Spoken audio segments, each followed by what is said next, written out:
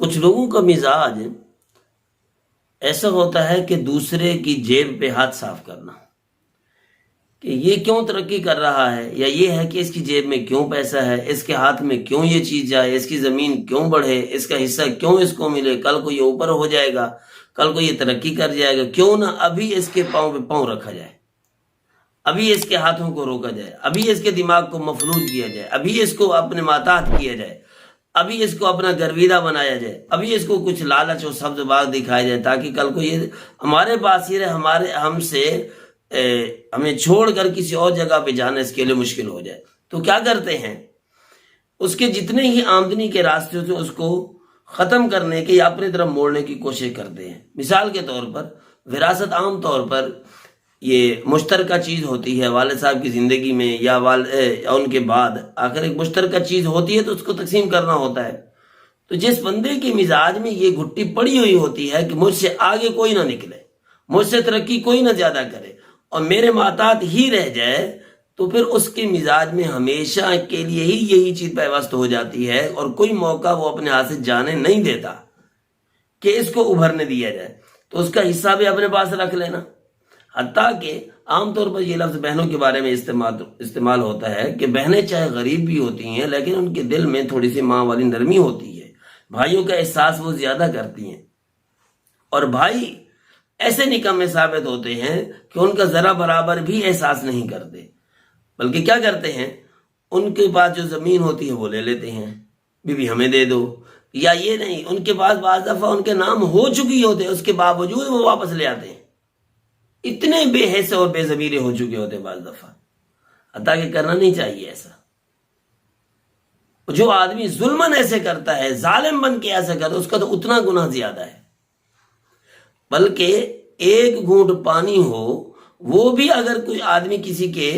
ناجائز طریقے سے، یعنی اس کی دلی رضا، مالک کی دلی رضا کے بغیر اگر اس کے ہاتھ سے چھینتا ہے یا استعمال کرتا ہے تو وہ بھی ناجائز ہے، وہ بھی گناہ کا سبب ہے، وہ بھی جہنم میں جانے کا ذریعہ بن سکتا ہے۔ کیوں کہ بعض چیزیں چھوٹی ہوتی ہیں مگر قیمتی ہوتی ہیں، بڑی ہوتی ہیں مگر ان کی قیمت چھوٹی ہوتی ہے، تھوڑی ہوتی ہے۔ نبی پاک علیہ الصلوۃ والسلام نے فرمایا اسی میراث کے حصے کے بارے میں، من قطع میراث وارثہ قطع اللہ میراثہ من الجنۃ یوم القیامہ، اور کما قال صلی اللہ علیہ وسلم، کہ فرمایا کہ جس آدمی نے کسی وارث کا حصہ مارا،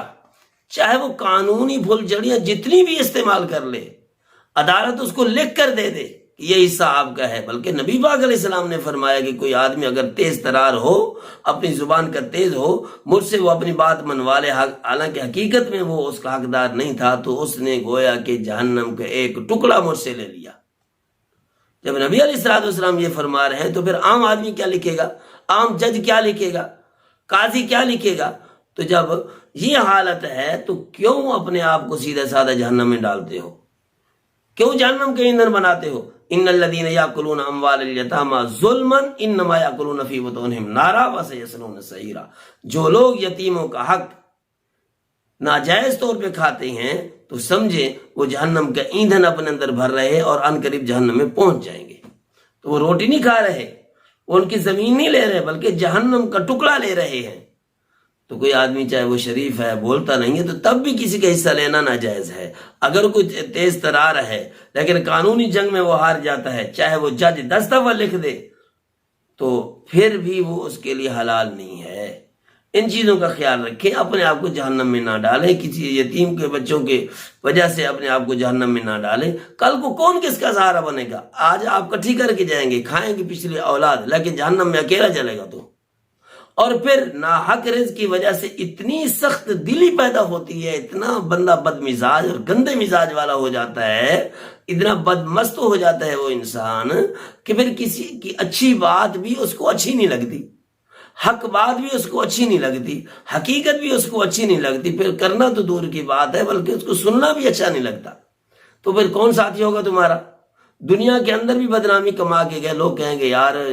جلدی کرے مر جائے، اللہ کرے جلدی مرے جلدی مرے، اس نے تو ہمیں تنگ کیا ہوا ہے، برباد کیا ہوا ہے ہمیں۔